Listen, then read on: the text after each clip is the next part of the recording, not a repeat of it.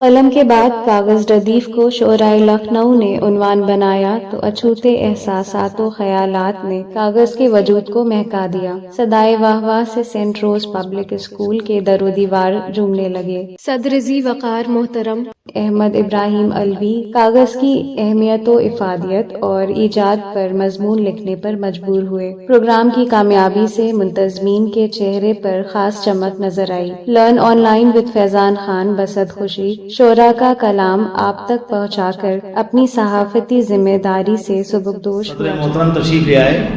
قبلہ احمد ابراہیم علوی صاحب ان کی شخصیت ایسی نہیں ہے کہ بار بار ان کا تعارف کرایا جائے یا آپ کو بتایا جائے کہ علوی صاحب کی خوبیاں کیا ہیں، صفات کیا ہیں، کمالات کیا ہیں۔ تمام شخصیات کا میں بالترتیب استقبال کر چکا۔ جناب عاصم خان آفریدی صاحب آ گئے، حیدر علوی صاحب آ گئے اور دلی والے علوی آگے بیٹھے کچھ لکھ رہے ہیں۔ جناب عرفان لکھنوی صاحب تشریف لے آئے۔ مقام ذکر ہے کہ مولانا قمر سیتاپوری بھی تشریف لے آئے۔ ان سب کے مقامات بڑھتے جا رہے ہیں۔ بہرحال مراتب بھی ان کے اہم ہیں، قابل ذکر ہیں۔ آپ یہاں جائیے مولانا جیسے داد دیجیے تاکہ وہ ماحول بنے۔ یہ سب ہوتا ہے نشستوں میں، لکھنؤ میں چیزیں چلتی ہیں۔ یہاں ایک خاندان کے طرح نہیں رہتے ہم لوگ، بلکہ بکھرے بکھرے سے رہتے ہیں۔ یہی آج کا لکھنؤ ہے۔ مرزا شالق لائے پوری صاحب تشریف لے آئے۔ جناب زبیر انصاری صاحب جو آج کے پروگرام کے کنوینر ہیں، ڈاکٹر منصور صاحب کنوینر ہیں، لیکن وہ ہمیشہ انتظامی امور کی انجام دہی میں مصروف رہتے ہیں، اس لیے کوئی کرسی کا جہام ان کے ساتھ نہیں ہے۔ عاشق رائے بریلوی صاحب بھی تشریف لے آئے۔ جناب اشرف علیق صاحب اور تمام تر قداور شخصیات آج کی محفل کی زینت ہیں۔ مولانا قمر سیتاپوری صاحب جب محفل ڈوبنے لگتی ہے تو میں ان کو دعوت دیتا ہوں۔ جب یہ دیر سے آئیں تو ان کو پہلے نمبر پر پڑھانا چاہیے، لیکن میں یہ ظلم کروں گا نہیں ان کے ساتھ، اس لیے کہ ابھی ان کو بگڑنے کا موقع دیا جائے، اس کے بعد تو مجھے امید ہے کہ میں ان کو ٹھیک کر لوں گا۔ دیکھیے علوی صاحب بہت دنوں بعد آئے ہیں اور ان کے اوپر کئی خواتین کا بوجھ بھی ہے، تو وہ لوگ جو ملت کا بوجھ سنبھالتے ہیں، خاص کر خواتین کو برداشت کرتے ہیں، ان کا بڑا احترام کرنا چاہیے۔ محمد علی علوی صاحب اگر شعر کہہ چکے ہوں تو ہم تشریف لائیں مائک پہ اور کلام سے نوازیں۔ ڈاکٹر منصور خان صاحب ایسے کنوینر ہیں کہ اگر یہ آغاز کر دیں تو آخر تک معاملات ٹھیک ٹھاک رہتے ہیں۔ شاعری ان کی ٹھیک ہوگی اس کا یقین مجھے ہے، لیکن یہ اس کو سلیقے سے آپ کے سامنے پیش کے آپ کے کلیجے کے اندر سے داد نکال لیں گے، اس کی کرتب بازی ان کے پاس کم ہے۔ تو مجھے امید ہے ان کی شاعری پہ ان کو آپ داد دیجیے گا۔ قبلہ ڈاکٹر منصور خان صاحب جنہوں نے آج کے کاغذ کے عنوان پر اشعار کہے ہیں وہ تشریف لائیں، اور اگر آج ہی کے عنوان کے تحت ہیں تو کلام پیش کریں۔ میرے خیال جتنے بھی لوگ آئے سب کاغذ ہی لے کے آئے ہیں۔ کلام بھی تو ہو۔ یہ ہم نے اس میں ڈال دیتا ہے، جتنا بھی کاغذ پہ کلام ہوگا تو وہ دے دیجیے گا۔ بعد میں رضوان صاحب ہم کو ڈانٹتے ہیں آپ نے لیا نہیں، ہم نے کوئی کاغذ لے کے آتا ہی نہیں ہے، چھین لیجیے۔ لیکن آج سب کاغذ لے کے آئے ہوں گے، موبائل لے کے نہیں آئے ہوں گے، مطلب آج ہی رہے۔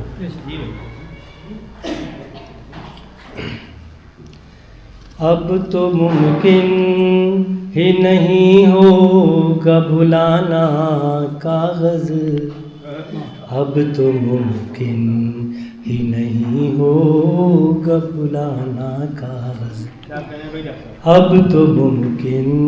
اچھا میں نیا کلام ہے اس لیے دھن رہتی ہے، پکڑ پاتی ہے۔ بدل دیجیے آپ کو۔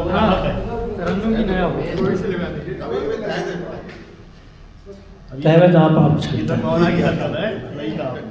اب تو ممکن ہی نہیں ہوگا بھلانا کاغذ، اب تو ممکن ہی نہیں ہوگا بھلانا کاغذ، اب تو ممکن ہی نہیں ہوگا بھلانا کاغذ، دے گیا ہے دے گیا ہے یہ ہمیں ایسا زمانہ کاغذ، دے گیا ہے یہ ہمیں ایسا زمانہ کاغذ،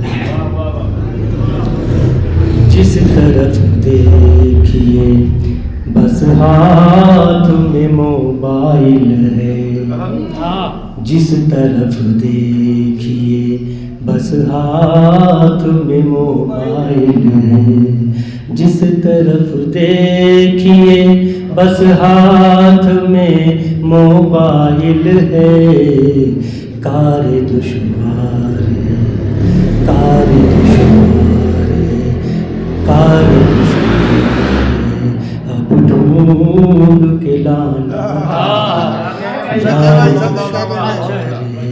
اب ڈھونڈ کے لانا کاغذ. داستاں جس پہ محبت کی لکھی جاتی ہے، داستاں جس پہ محبت کی لکھی جاتی ہے، داستاں جس پہ محبت کی لکھی جاتی ہے، وہ کبھی ہو نہیں، وہ کبھی ہو نہیں سکتا ہے پرانا کاغذ، وہ کبھی ہو نہیں سکتا ہے پرانا کاغذ. اپنے محبوب کو لکھنا ہے اگر خط تم کو، اپنے محبوب کو لکھنا ہے اگر خط تم کو، فکر کو اپنا، فکر کو اپنا قلم دل کو بنانا کاغذ، فکر کو اپنا قلم دل کو بنانا کاغذ. اپنے محبوب کو لکھنا ہے اگر خط تم کو، فکر کو اپنا قلم دل کو بنانا. یہ شعر دیکھے گا. خوف تھا راز محبت کا نافشا ہو جائے، خوف تھا راز محبت کا نافشا ہو جائے، دیکھ کر ان کو، دیکھ کر ان کو پڑا مجھ کو چھپانا کاغذ، دیکھ کر مجھ کو، دیکھ کر ان کو پڑا مجھ کو چھپانا کاغذ. ان کی تعلیم ہی چمکائے گی ایک دن ان کو، ان کی تعلیم ہی چمکائے گی ایک دن ان کو، جا کے بازار سے، جا کے بازار سے بچوں کو دلانا کاغذ، جا کے بازار سے بچوں کو دلانا کاغذ. یہ سمجھنا ہے اگر وقت کی رفتار ہے کیا، یہ سمجھنا ہے اگر وقت کی رفتار ہے کیا، موج دریا کی، موج دریا کی روانی بہانا کاغذ، موج دریا کی روانی، موج دریا کی روانی بہانا کاغذ. یہ سمجھنا ہے اگر وقت کی رفتار ہے کیا، موج دریا کی روانی بہانا کاغذ. یہ دیکھیے گا، یہ شیخ خاطر رضوان بھائی کے لیے. یہ حالات کی روداد رقم کر رہے ہو جو، یہ حالات کی روداد رقم بن نہ جائے کہیں، بن نہ جائے کہیں عنوان فسانہ، بن نہ جائے کہیں عنوان فسانہ کاغذ. جس پہ ہو بغض و عداوت کی عبارت تحریر، جس پہ ہو بغض و عداوت کی عبارت تحریر، میں سمجھتا ہوں، میں سمجھتا ہوں مناسب ہے جلانا کاغذ، میں سمجھتا ہوں مناسب ہے جلانا کاغذ. جس پہو بغض و عداوت کی عبارت تحریر میں سمجھتا ہوں مناسب ہے جلانا کاغذ، ہے قلم ساتھ تو سچائی رقم کرنا ہے قلم ساتھ تو سچائی رقم کرنا ہے، غیر ممکن ہے نگاہوں سے ہٹانا کاغذ، غیر ممکن ہے نگاہوں سے ہٹانا کاغذ۔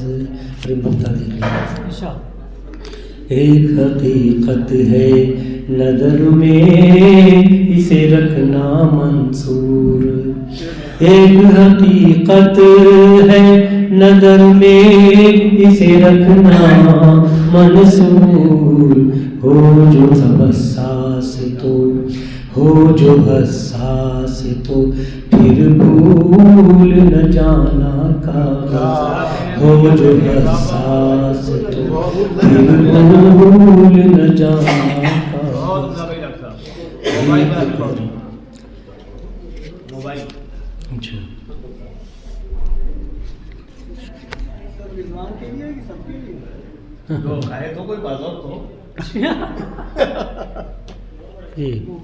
جس طرف دیکھیے بس ہاتھ میں موبائل ہے، جس طرف دیکھیے بس ہاتھ میں موبائل ہے، کار دشوار ہے اب ڈھونڈ کے لانا بہت خوب گپلا ڈاکٹر صاحب، بہت اچھی شاعری سے نوازا آپ نے۔ اور چودھری صاحب نے یہ اعتراض بھی کیا کہ ڈھونڈ ڈھونڈ کے آپ رضوان فاروقی کو کیوں سناتے ہیں؟ رضوان فاروقی نے کہا کہ فلاں شعر پڑھ دیجیے، اس لیے کہ رضوان فاروقی کی نظر رہتی ہے اچھی بری چیز میں۔ کیا جدید شعر کہا کہ جس طرف دیکھیے ہر ہاتھ میں موبائل ہے، کتنا دشوار ہے اب ڈھونڈ کے لانا کاغذ۔ قابل بالمبارکباد ہیں آپ تمام اشعار کے لیے، اچھے اچھے شعر سنائے آپ نے۔ قلم پہ بہت شدید ٹھنڈ تھی اور لوگ آئے، یعنی اس میں لوگ سہمے نہیں۔ اب کی موسم ٹھیک ہوا تو لوگوں کو نکلنے میں دشواری ہوئی۔ قبلہ احمد ابراہیم ملوی صاحب صدارت فرما رہے ہیں، ان کے ذہن میں 4 بجے کا وقت رہا، حالانکہ پچھلی بار 3:30 بجے انہی کی صدارت پروگرام شروع ہوا تھا، اور وہ لوگوں کو ڈرانے کے لیے شیروانی پہن کے آئے تھے تاکہ جوانوں کو بتا سکیں کہ زیادہ کپڑوں سے ٹھنڈ نہیں جاتی ہے، بلکہ عزم و حوصلہ اگر ہو تو ٹھنڈ کو مات دی جا سکتی ہے۔ اس دفعہ الوی صاحب نے اپنے جو روایتی ان کا لباس ہے جس کے لیے وہ پہچانے جاتے ہیں اس میں آئے ہیں، یعنی یہ کرتا پاجامہ پہنے تو ہم لوگ حیران ہوتے ہیں، خدا نخواستہ کیا مفتی بننے والے ہیں؟ لیکن جب یہ ٹائی وغیرہ میں آتے ہیں تو کوئی خطرہ نہیں ہوتا ہے، اس لیے کہ سارا داؤں پیچ وہیں ہو رہا ہے جہاں مذہب غالب ہے، اور جہاں یہ بظاہر لوگ مذہبی نہیں ہیں وہ لوگ خطرناک کم ہیں، تو خطرناکی وہاں بڑھ رہی ہے، اسلام یہاں بڑھ رہا ہے، کیا خوب ہے، خطرناک کم ہے۔ جناب چودھری یہ ان کا تعلق گورکھپور سے ہے، گورکھپور یونیورسٹی سے تعلق ہے، اور وہاں جو لوگ رہے اس میں ایک لمبی پیڑھی تھی جنہوں نے شادیاں بالکل نہیں کی تھا، مطلب انہوں نے ختم کیا اس کو، یہ تبدیل ہو گئی نا اس کی، تو ایک سلسلہ تھا پروفیسروں کا، ان کا پڑھنے پڑھانے کا عمل تو ٹھیک ہے، لیکن یہ جو رسول کی سنت ہے تو اس میں ہم لوگ کہیں نہ کہیں عورتوں کی بیڑیوں میں پھنس جاتے ہیں اور کام بہت سے رک جاتے ہیں۔ تو ان سے پہلے افغان اللہ صاحب ہوئے، ان سے پہلے وہاں جناب اختر بستوی صاحب تھے، اختر بستوی صاحب سے بھی کہیں سینئر جناب احمد لاری صاحب تھے، ان تمام لوگوں نے کتابیں تو لکھی، لیکن شاعری بھی لکھی، شاعری اختر بستوی کرتے تھے، شادی نہیں کی، تو شادی اور شاعری جب قافیہ قریب قریب کا ہے اس لیے سب گڑبڑ ہو رہا ہے۔ تو میں چاہتا ہوں چودھری صاحب کو سن لیا جائے کہ وہ بتائیں کہ اس سے پہلے ہم لوگوں نے روایتی نشستیں نہ کر کے، یہ کارنامہ تو نہیں لیکن کام کیا کہ ہم عنوانات دیتے ہیں اور عنوانات ہی محدود کر دیتے ہیں عنوان کو، ورنہ لوگ پتہ نہیں کیا کیا کہلائیں عنوان کے نام پہ، جیسے کاغذ ردیف ہے، اس سے پہلے قلم تھی، اس سے پہلے ماں باپ ردیف دی گئی، ظلم و جبر دی گئی۔ ظلم و جبر لوگوں کو اتنا مشکل وہ ردیف پڑی کہ 10 سے 12 لوگ گنتی کے آئے تھے، اور 5-6 شاعروں کو شکیل غیابی نے بڑی حکمت سے کاٹا، وہ چونکہ ڈاکٹر منصور خان کے بہت قریبی دوست بھی رہے، پچھلی بار کہا واصف فاروقی صاحب نے کہ دست راست تھے، تو وہ ایسا دست تھا کہ وہ عجیب سا نکلا، بالکل پولیو زدہ، تو اس نے کہا کوئی ثواب ہم یہی کما لیں کہ ایک نشست کر ڈالیں، اسی وقت میں ایک نشست کی۔ اچھا مولانا قمر کی بڑی خوبی، شاعر بھی ٹھیک ٹھاک ہیں لیکن پیٹ کے خراب ہیں ذرا، ذائقے آقے جہاں اچھے مل جائیں تو یہ نشست چھوڑ دیتے ہیں۔ نتیجہ یہ ہوا کہ یہ بھی وہیں گئے جہاں شکیل غیابی نے نئی میز سجائی تھی، جہاں آرا سلیم گیا تو 4-5-6 شاعروں کو اس نے برباد کیا، وہاں لے لیا، وہ سب یہاں آئے۔ اور الوی صاحب کی مروت، چونکہ لکھنوی آدمی ان کا پڑھا دیجیے، تو ہم نے کہا ایک کے ساتھ ایک تو جائز ہے فری، لیکن یہ 4-5-6 شاعروں کو کون جھیلے گا کہ یہاں جو لوگ بیٹھے ہیں وہ ان کے سننے کے لیے آئے تھے۔ بھائی جب یہ دیر سے آئیں تو یہ کھانا وانا کھائیں، اپنے گھر جائیں۔ نتیجہ یہ کہ میں نے ان شاعروں کو نہیں پڑھایا اور ان کو اخبار میں مضمون میں بھی شامل کر لیا اور خبر میں بھی ان کے نام دے دیے۔ شعر اس لیے نہیں دیے کہ جو لوگ باقاعدگی سے بیٹھے 3 گھنٹے ان کا حق زیادہ تھا یا مولانا قمر جیسوں کا۔ مولانا قمر بھی تاخیر سے آئے تھے اور وہیں سے کھا پی کے آئے تھے، حالانکہ ہم لوگوں نے انتظام کیا ہے تاکہ وہ مسئلہ ہی ختم ہو جائے کھانے پینے کا۔ اس لیے کھانا دسترخوان مومن کا وسیع ہوتا ہے۔ اچھا الوی صاحب کہتے ہیں دسترخوان وسیع ہوتا ہے، یہ بالکل ٹھیک ہے، لیکن پیٹ کو بھنڈار بنایا جائے بالکل ٹھیک نہیں۔ لہذا احمد ابراہیم الوی صاحب شاید کبھی ایک لقمہ کھا لیں، کھاتے نہیں ہیں۔ خدا کرے آج چودھری صاحب کا ساتھ دیں اور ہم لوگوں کا بھی ساتھ دیں۔ بہرحال میں چودھری صاحب کو دعوت دیتا ہوں کہ وہ تشریف لائیں کہ یہ کام جو ہو رہا ہے ردیفی سلسلہ، یہ کچھ ہے کسی لائق یا اس کو بند کر دیا جائے، کچھ اور کیا جائے، مصرے دیے جائیں۔ تشریف لائیں۔ معزز سامعین السلام علیکم۔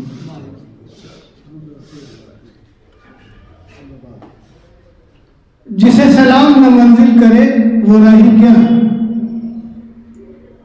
جسے سلام نہ منزل کرے وہ راہی کیا، جو دنیا نہ سمیٹے وہ فاصلہ کیا۔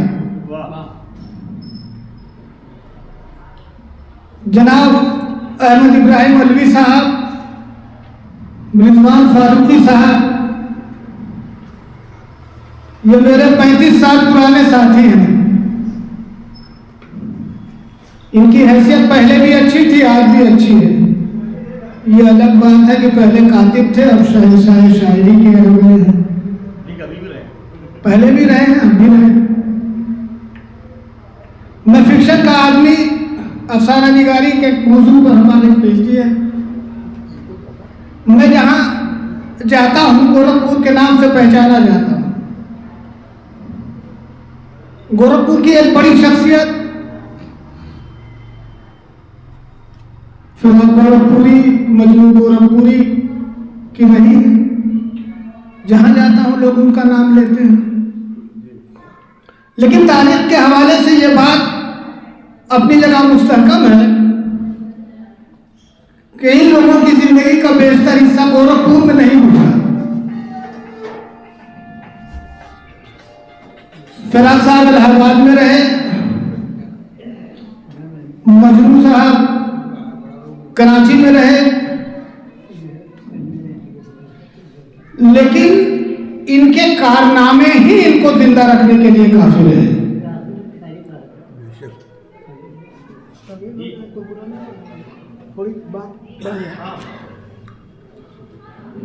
تو لگا یہ کہ انسان کا ادبی کارنامہ ہی اسے زندہ رہتا ہے، وہ چاہے جس علاقے میں پہچانا جائے، جس علاقے میں رہے۔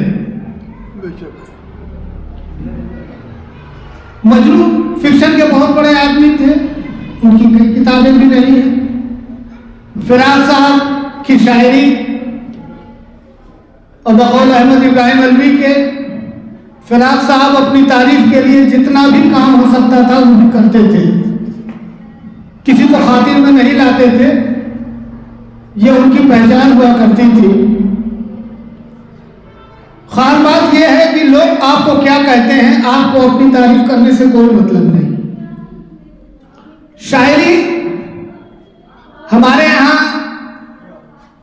ہندوستان ہی میں نہیں، دنیا میں سب سے بڑی روایت کا نام ہے شاعری، جو ہر جگہ کہی جاتی ہے، سمجھی جاتی ہے، بولی جاتی ہے۔ اب تو یہاں تک تحقیق ہو چکی ہے کہ قرآن میں بھی کئی جگہ شاعر کا ذکر آیا ہے۔ یہ وہ صنف ہے جو 2 مصروں کے اندر پوری ایک کائنات کو سمجھ سکتا ہے۔ میرے استاد گورکھپور کے شمس الافاق صاحب کہا کرتے تھے، بیٹے شاعری کرو، اگر ایک شعر زندہ رہے گا تو تم زندہ رہو گے۔ हमारे पहले उस्ताद 1972 के डॉक्टर सलाम सिंह साहब 35 किताबों के मुसन्निफ रहे, वो आज इस दुनिया में नहीं है, लेकिन अच्छी शायरी किसी भी वक्त में, चाहे सदियां गुजर जाएं, 50 साल 60 साल एक सदी गुजर, हमेशा पसंद की जाती है। मलिकजादा साहब शायर कैसे थे कैसे नहीं थे इसके लिए तो नहीं कह सकता, लेकिन ये कि नाज़िम मुशायरे की हैसियत से उनकी बहुत बड़ी है, बहुत इज्जत है।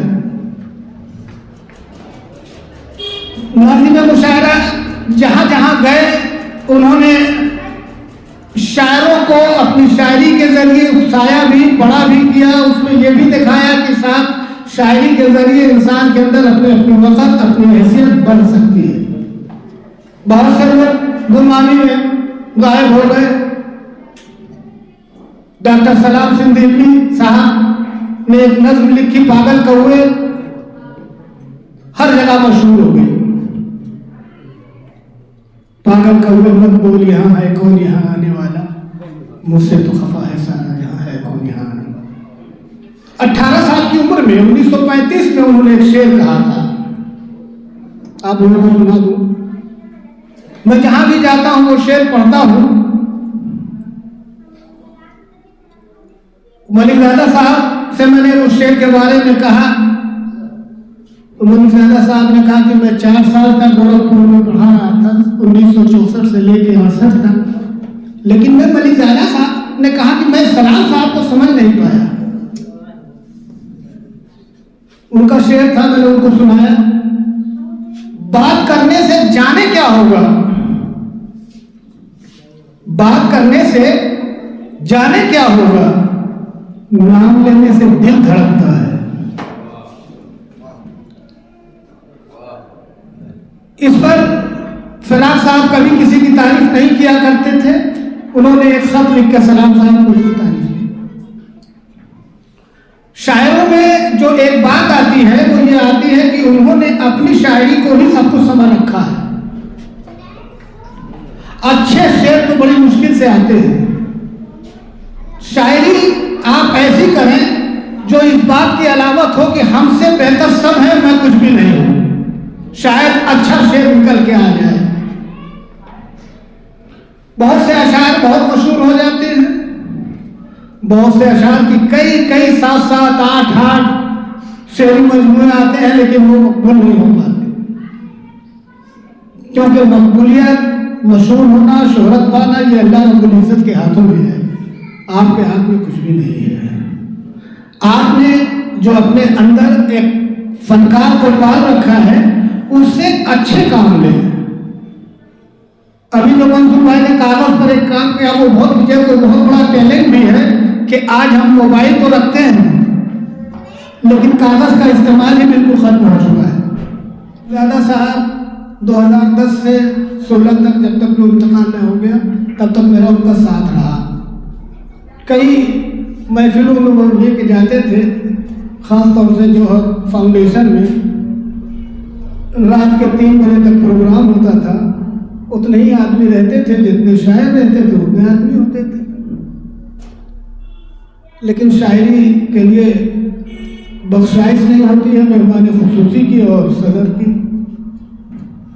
उन्होंने हमसे कहा कि चाहे जितने बड़े फनकार हो जाओ, अफसाने लिखो, चाहे मज़ामीन लिखो, लेकिन अपने अंदर एक शायर को जरूर पालते रहना, क्योंकि ये हर जगह काम आएगा।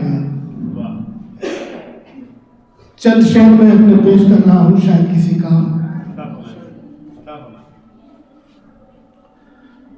दूर की रोशनी से डरता हूँ, दूर की रोशनी से डरता हूँ, हौसले की कमी से डरता हूँ, और देखकर बस्तियों के हंगामे अब तो हर आदमी से डरता हूँ, और उनसे मिलने की आरज़ू है मगर अलवी साहब, उनसे मिलने की आरज़ू है मगर अपनी संजीदगी से डरता हूँ, और मेरी बेचारगी कोई देखे तो मते दोस्ती से डरता हूँ। ये शेर हमको पेश कीजिए। तोहमत दोस्ती से डरता हूँ। और एक कथा सुन ले। तकब्बुर का सफीना है सितमगर डूब जाता है।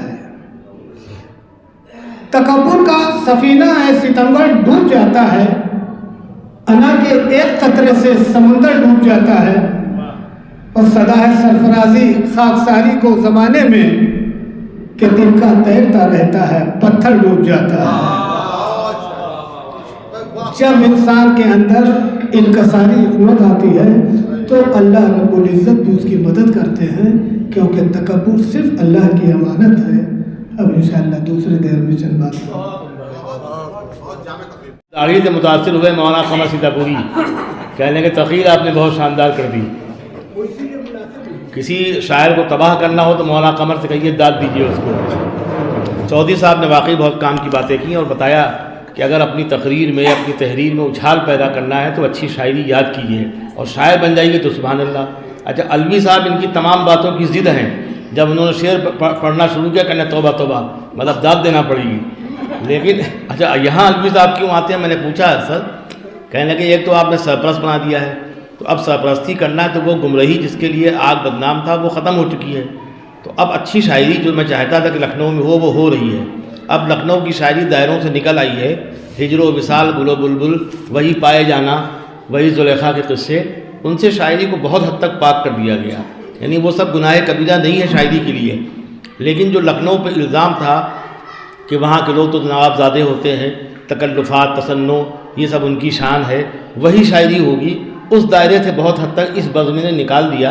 ये कहीं ना कहीं अलवी साहब की सरपरस्ती का फैज़ान है। अब लोग बहुत घूर घूर मुझे भी देखते हैं, अलवी साहब को भी, कि अलवी साहब वहाँ कैसे आते हैं। मतलब ये उनसे पूछो जाके यार, ये हमारा मसला तो लर्न ऑनलाइन की जानिब से आपसे बस इतनी इल्तिजा है कि हमारे इस प्रोग्राम को लाइक, शेयर और सब्सक्राइब ज़रूर करें। साथ ही बेल आइकन दबाना ना भूलें, जिससे हमारी हर वीडियो आप तक अपलोड होने के साथ ही पहुँच सके। शुक्रिया।